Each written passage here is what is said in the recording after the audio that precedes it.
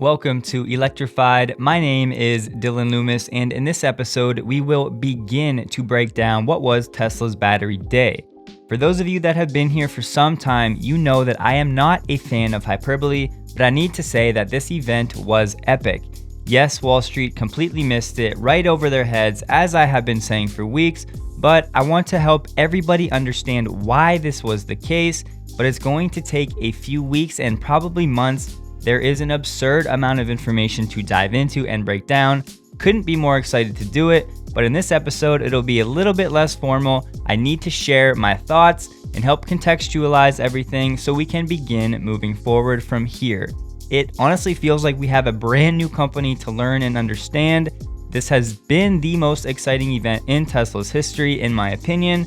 So let's get into why with the big facts only. Real quick, thank you to our newest patron supporter, Gary Guy, and all of our patrons. I really appreciate the support. And so don't worry, I have plans to work through all of my 12 to 15 pages of typed notes from the event that I will continue to scour and go through and research. It will all be presented to you guys on this channel in the coming weeks and months. And yes, it will take that long to go through it properly. Me just regurgitating the information and giving you the headline news would be a massive disservice and oversight to what's really going on here. So I want to be patient, put in the due diligence, put in the time so you guys can truly understand and comprehend the magnitude of what was presented at Battery Day, as this is, like I said, kind of a brand new company moving forward. It's incredibly exciting and I can't wait to get into it. And if you could, do me a favor, just down below, let me know what you're most interested in learning more about. What kind of questions do you guys have? I know it's all over the map, so drop them below. I'll read through all of them and work it into my episodes in the coming weeks. There are so many things, in my opinion, that are being overlooked. For example, Steve Jurvetson out from the board of directors. Thank you, Steve. He is being replaced by a cat named Hiro Mizuno. This guy is a stud. He has managed a pension fund in Japan worth $1.5 trillion. That's the largest pension fund on the planet. That fund is the Japan Government Pension Investment Fund, the largest asset owner in the world. As you can see, this fund has investment experience on many different continents.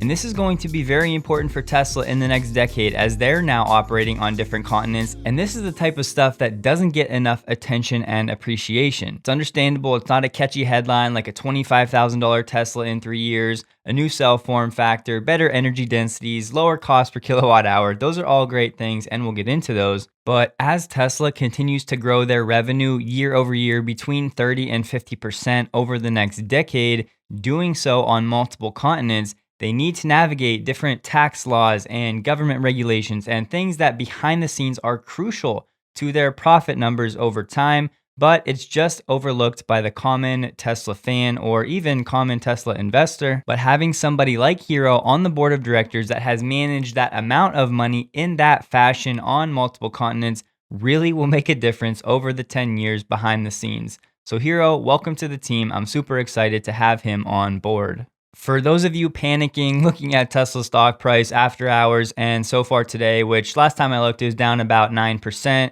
I have said for weeks that this information will go right over the head of Wall Street, and I was correct. A big part of the problem is what Tesla laid out is a long-term project. You cannot completely redesign a battery cell in a matter of months. It's going to take a few years to scale and implement all of this new technology. And Wall Street was expecting something short term, like Model 3 gets 500 miles of range, or Model 3 now costs $25,000. And I can't blame them, because if they haven't been like us in the Tesla community studying the deep dives of the battery technology and the manufacturing and getting that engineering prowess in-house and how difficult that is, there's no way that they're going to be able to comprehend what was displayed at Battery Day. So just don't worry about the stock price. If you have funds available, of course, now is a great time to buy more if you're a long-term investor, meaning, 10, 20 years. And of course, the market overall was down today, so just don't sweat it, don't panic. And I need to explain the title of this episode, Deleting the Zeros. You probably know it was they removed that last zero on the cell form factor. It was like 18,650, now it's just 1865,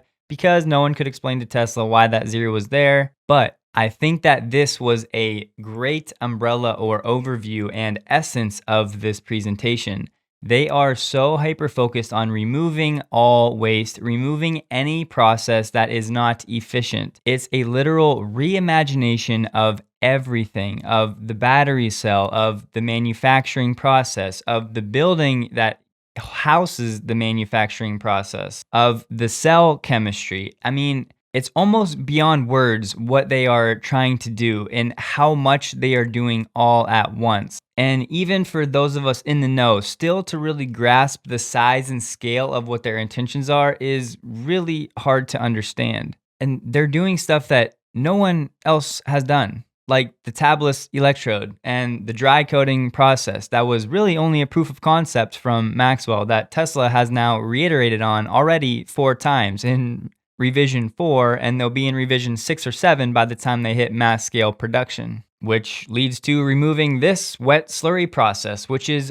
wildly inefficient. And there's so much more of this that I don't want to get into now because I want to save it for more deep dive episodes. That should be one of the big takeaways, that Tesla has gone back to a first principles thinking, and they have designed all of this from the ground up for their in-house Roadrunner cell production and future manufacturing processes. And I'll say this, I truly believe Tesla is uncatchable. They have so much of the world's best talent. They have such a head start. And here's the thing, 3-5 years from now, I think they'll be further ahead. I don't think anybody else is going to be catching up. I literally think with each passing year, Tesla will continue to get further ahead because everybody else has their feet in the sand playing with half-ass EVs, where Tesla is all in 1000% and iterating on a level that has maybe never seen before.